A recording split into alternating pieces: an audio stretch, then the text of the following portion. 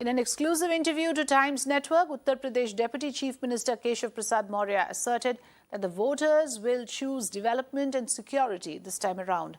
Maurya, who is contesting from the Siratu seat, said that voters will dump Samajwadi Party, keeping in mind how poorly it scored on law and order before 2017. Taking a dig at the Congress over the hijab row, the minister said that those polarizing the issue will get a befitting response. The Congress has alleged that BJP is politicizing the hijab row to polarize voters. देखिए, सभी प्रकार का समीकरण Bharatiya Janata party के अनुकूल है।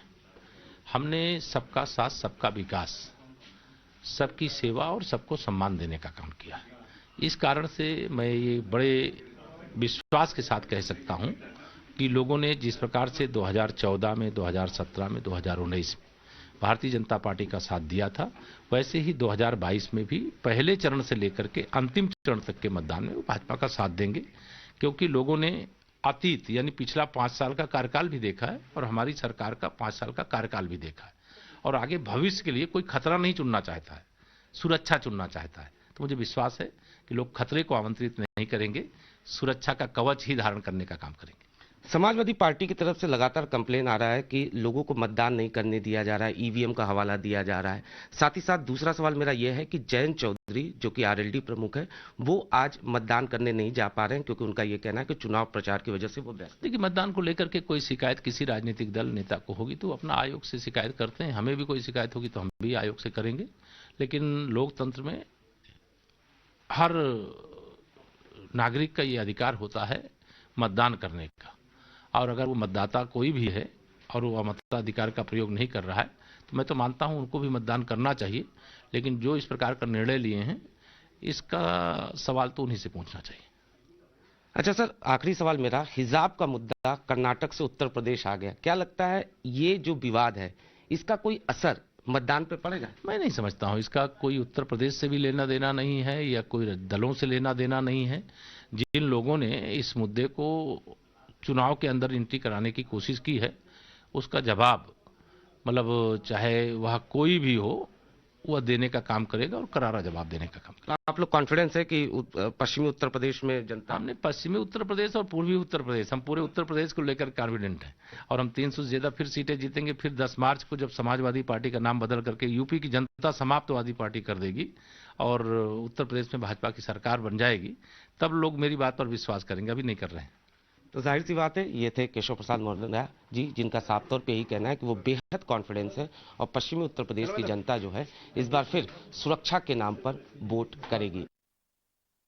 Pankaj Singh, son of Union Defence Minister Rajnath Singh and the incumbent MLA from the Noida Assembly seat, is aiming for a second straight term. In 2017 poll, Singh beat Samajwadi Party's Sunil Chaudhary by a massive margin of over 1 lakh votes. Speaking exclusively to Mirror Now, Pankaj Singh exuded confidence that he will win by a greater margin of votes again this time around.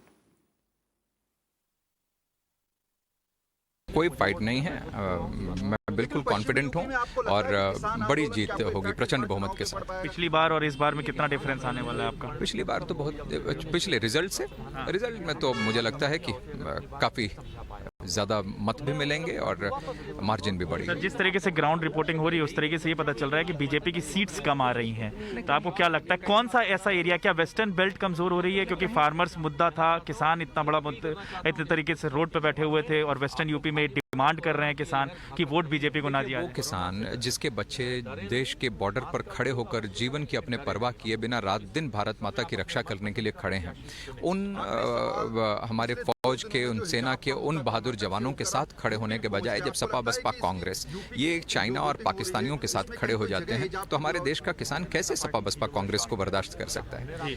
तो उनके ही बच्चे तो हैं जो border पर खड़े होकर देश की सेवा कर रहे हैं। सर, आप युवा हैं, सबको बिल्कुल रिजेक्ट करेंगे, डिस्कार्ड करेंगे। युवा पॉलिटिशियन होने के नाते आज के टाइम पे आपके सामने वेस्टर्न यूपी में 2 युवा नेता, कहा जाए तो अखिलेश यादव खुद और दूसरे आपके पास आरएलडी के जो हमारे पास बाबा भी, वो भी नौजवान हैं, वो भी युवा हैं और उनसे ज्यादा प्रखर हैं। और सर, एक लास्ट क्वेश्चन आपसे पूछना चाहूंगा, होम बायर्स का इशू बहुत ज्यादा है, उनके लिए क्या कहना चाहेंगे? जी, होम बायर्स का इशू बहुत बड़ा है। बायर्स का इशू सपा बसपा कांग्रेस की देन है। आप लोगों ने उसको लंबे समय से कवर किया है, हम लोग तो उसको सॉल्व कर रहे हैं। 45,000 लोगों को पोजीशन मिला है, 22-23,000 लोगों की रजिस्ट्री हुई है। सर अभी दोबारा ट्विन टावर्स को तोड़ने की बात हो रही है, कैसे कर पाएंगे? अब ये उनकी गलत नीतियों के कारण ही ये सारे कारनामे थे, लेकिन अब माननीय न्यायालय ने जो कहा है उसका प्राधिकरण पालन करेगा। ठीक है, वोटर्स के लिए क्या क्या अपील करना चाहिए? अपील करता हूं कि बिल्कुल निकलकर अपने राष्ट्रवाद की विचारधारा को और आगे ले जाएं और जिन्ना और आतंकवाद के नाम पर राजनीति करने वालों को मुंहतोड़ जवाब दें, मतदान जरूर करें।